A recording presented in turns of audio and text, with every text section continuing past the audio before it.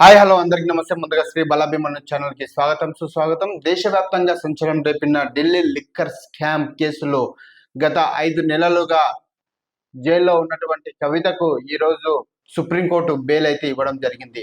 అయితే మనం మరిన్ని విషయాల్లో చర్చించే ముందుగా ఈ ఛానల్ చూస్తున్న ప్రతి ఒక్కరు కూడా మా ఛానల్ని సబ్స్క్రైబ్ చేయండి, లైక్ చేయండి. ఈ వీడియోని కూడా ఎక్కడ కూడా స్కిప్ చేయకుండా లాస్ట్ వరకు చూడండి అంటూ కూడా మనస్ఫూర్తిగా కోరుకుంటూ, దేశవ్యాప్తంగా సంచలనం సృష్టించిన ఢిల్లీ లిక్కర్ స్కామ్ లో బీఆర్ఎస్ ఎమ్మెల్సీ మాజీ సీఎం కేసీఆర్ కుమార్తె కల్వకుంట్ల కవితకు బెయిల్ మంజూరు అయ్యింది. ఈడీ సిబిఐ కేసులో కవిత సుప్రీంకోర్టులో బెయిల్ పిటిషన్ దాఖలు చేయగా నేడు జస్టిస్ గవాయ్ విశ్వనాథ్ లో కూడిన ధర్మాసనం విచారణ జరిపింది. గంటన్నర పాటు వాడివేడిగా వాదనలు జరగ్గా ఇరుపక్షాల వాదనలు విన్న న్యాయస్థానం కవితకు ఈడీ సిబిఐ కేసులో బెయిల్ మంజూరు చేసింది. ఢిల్లీ లిక్కర్ స్కామ్ లో కవితను ఈ ఏడాది మార్చి 25వ తేదీన ఈడీ అధికారులు హైదరాబాద్ లో అరెస్టు చేసి మార్చి 26న జ్యుడిషియల్ రిమాండ్ కు తరలించారు. ఆ తర్వాత ఏప్రిల్ 15న సిబిఐ కూడా అదుపులోకి తీసుకుంది. సౌత్ గ్రూప్ ద్వారా దాదాపు 100 కోట్ల స్కామ్ కు పాల్పడినట్లు అభియోగాలు మోపారు అధికారులు.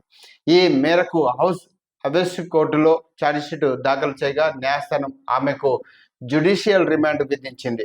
దీంతో కవిత గత 5 నెలలకు పైగా తిహార్ జైల్లోనే ఉన్నారు. పలుమార్లు బెయిల్ పిటిషన్ దాఖలు చేసిన ఫలితం లేకుండా పోయింది. అయితే ఆమె సుప్రీంకోర్టులో పిటిషన్ దాఖలు చేయగా తాజాగా ఆ పిటిషన్ పై విచారణ చేపట్టిన సుప్రీం ధర్మాసనం ఇరుపక్షాల వాదనలు విన్నది.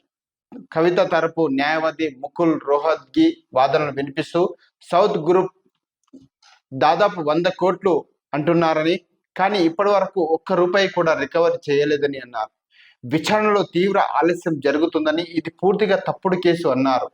దర్యాప్తు సంస్థలు అడిగిన ఫోన్లను కవిత ఇప్పటికే అప్పగించారన్నారు. కవిత ఫోన్లు మార్చారని అంటున్నారని, ఫోన్లు మార్చడంలో తప్పేముందని ప్రశ్నించారు.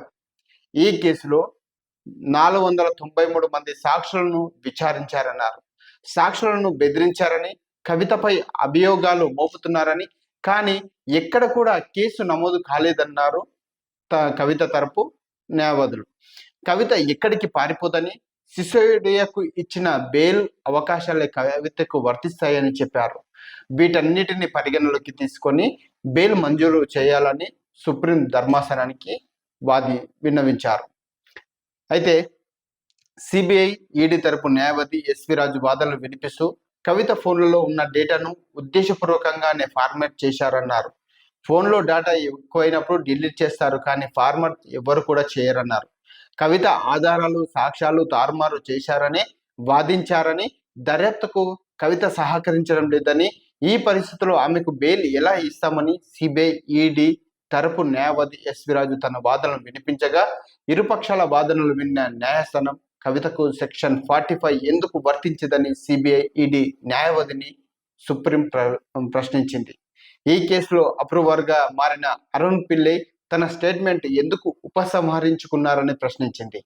ఈ కేసులో సిబిఐ ఈడీ ఇప్పటికే ఛార్జ్షీట్ దాఖలు చేసినందున నిందితురాలు కవిత జైల్లో ఉండాల్సిన అవసరం లేదన్నారు. ఈ మేరకు కవితకు కండిషన్లతో కూడిన బెయిల్ మంజూరు చేశారు. ఒక్కో కేసులో దాదాపు 10 లక్షల వ్యక్తిగత పూచీకత్తు, పాస్పోర్టు స్వాధీనం చేయాలని కవిత తరపు న్యాయమూర్తిని ఆదేశించింది సుప్రీం న్యాయస్థానం.